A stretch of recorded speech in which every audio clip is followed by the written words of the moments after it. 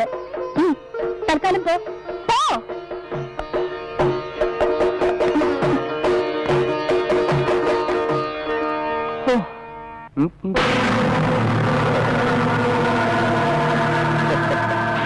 കഴിഞ്ഞ അമ്പലം ചുറ്റല്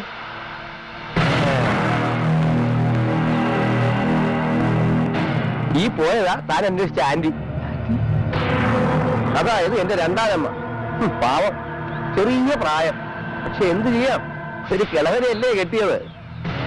ആ കേറ്, തന്നെ ഇൻസ്റ്റിറ്റ്യൂട്ടിൽ വിട്ടു കഴിഞ്ഞാൽ എന്റെ പണി കഴിഞ്ഞു. പിന്നെ മേലാൽ എന്നെ ശല്യം ചെയ്തത്.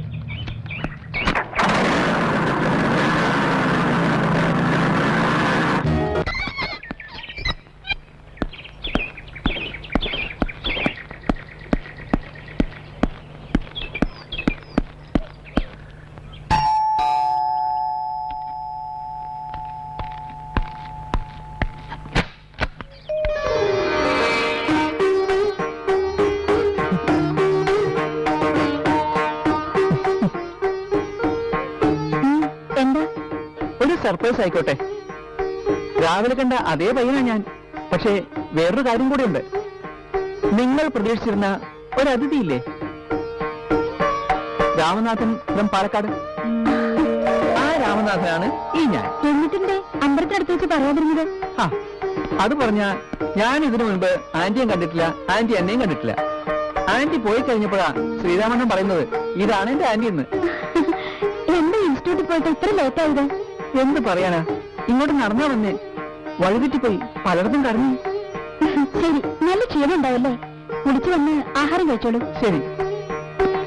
അങ്കിൾ ജോലിക്ക് പോയില്ലേ? അങ്കിൾ ഇനി മറ്റന്നാൾ വരും. ഓ,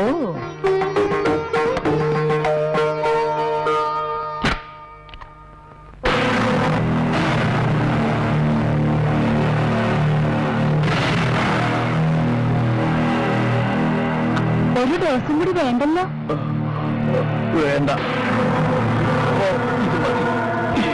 5000 രൂപ ശ്രീയുടെ കയ്യിൽ നിന്ന് വാങ്ങി വെക്കണമെന്ന് അനൂപ് പറഞ്ഞിട്ടുണ്ട്. കഴിഞ്ഞ ആഴ്ച 10,000, അതിനു മുമ്പ് ഒരു 20.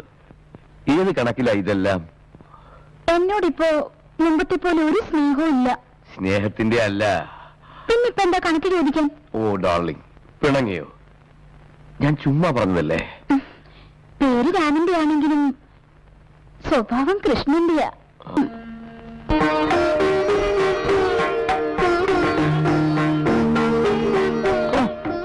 എന്നാലും ആന്റി, ആ പിള്ളേര് വിളഞ്ഞ വിത്തുകളാ.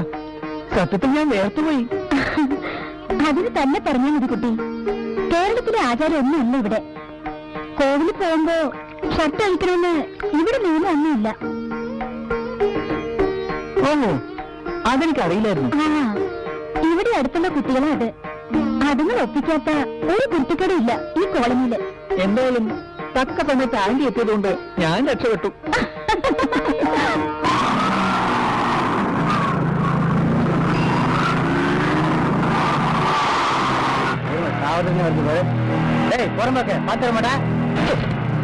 നീ പേശക്കൂടാது. അപ്പം വീട്ടു സത്താ. I want 5,000 rupees. എന്തിനാ 5000 ആക്കുന്നേ? 50,000 ചോദിക്കാമല്ലോ. ബാങ്കിലുണ്ടായിരുന്നു, ഏതാണ്ട് തീർന്നു. ഏതാണ്ടല്ല, മുഴുവനും തീർന്നു. അച്ഛന്റെ ഒപ്പിട്ട് കാശെല്ലാം ഞാൻ എടുത്തു. ഇന്ന് ശമ്പള ദിവസമാണെന്ന് എനിക്കറിയാം. ഇതാ നീ നന്നാകുന്നു. വേണ്ട, ഉപദേശം വേണ്ട. എനിക്കിപ്പോ കാശ് വേണം.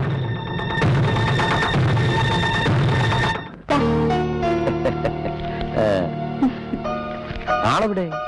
മുറി കിടന്ന് ഉറങ്ങാണ്. ഒരു ബോധവും ഇല്ലാതെ. അച്ഛനായി ഉടക്കിയാണ് കാശ് സംഘടിപ്പിച്ചെന്ന് എന്നോട് പറഞ്ഞു.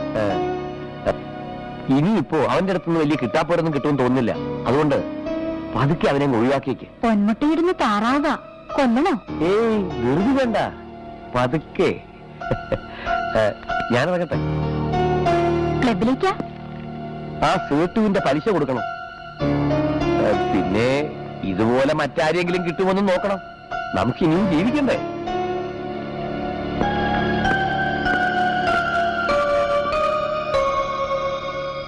ചോദിക്കുമ്പോഴൊക്കെ കാശ് കൊടുത്ത് നിങ്ങൾ അവനിങ്ങനെ വഷളാക്കുന്നത്. ഞാൻ എന്ത് ചെയ്യാനാ? ആ രാമനാഥനോ, തന്റെ പഠിപ്പൊക്കെ എങ്ങനെ? കുഴപ്പമില്ല അങ്കിൾ, പക്ഷേ ഈ ലാംഗ്വേജ് പ്രോബ്ലം. അതൊക്കെ കുറച്ചുകാലം കഴിഞ്ഞ് താനെ ശരിയായിക്കോളും. ഞാനും ഇവിടെ വന്നപ്പോ ആദ്യം ഭയങ്കര പ്രശ്നമായിരുന്നു, പക്ഷേ ഇപ്പൊ ഓക്കെ. ഇതേ ഞാൻ ഇവിടെ എപ്പോഴും ഉണ്ടാകില്ലെന്ന് നിനക്കറിയാമല്ലോ. നീ വേണം ഇവന്റെ കാര്യങ്ങൾ ശ്രദ്ധിക്കാൻ. അത് പിന്നെ എന്നോട് പ്രത്യേകം പറയണോ? ആ, തനിക്ക് വേണമെങ്കിൽ പ്രാക്ടീസ് ചെയ്യാൻ ഇവിടെ ഒരു കമ്പ്യൂട്ടർ വാങ്ങിച്ചു വെക്കാം. വേണ്ട അങ്കിൾ, അതിന് കുറെ കാശാകും. എനിക്ക് ഇൻസ്റ്റിറ്റ്യൂട്ട് പഠിപ്പ് തന്നെ ധാരാളം. Okay, all the best. Thank you uncle.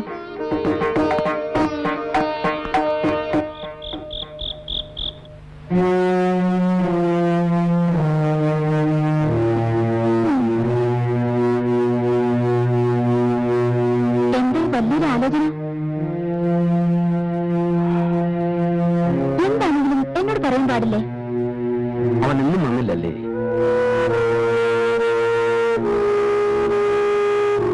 ഒന്നുപോലെയാ ഞാൻ അവനെ വളർത്തിക്കൊണ്ടുവന്നത്. പക്ഷേ ശ്രീരാമിന് ദേഷ്യം മുഴുവൻ എന്നോടാ. ഞാൻ എന്ത് തെറ്റാ ചെയ്തേ?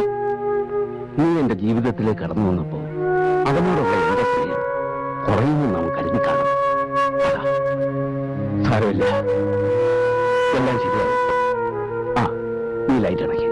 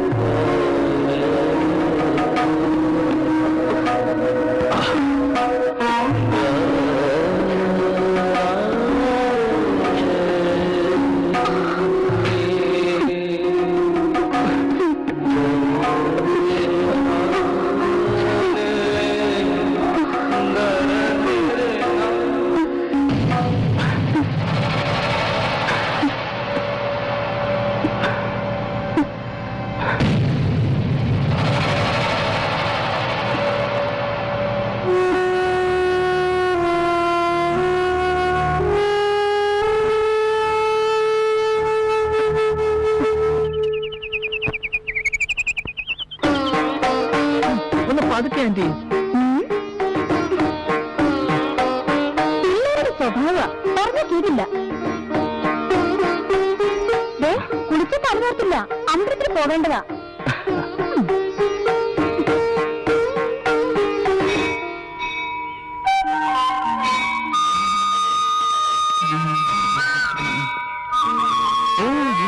ടിക്കറ്റ് കിട്ടില്ല.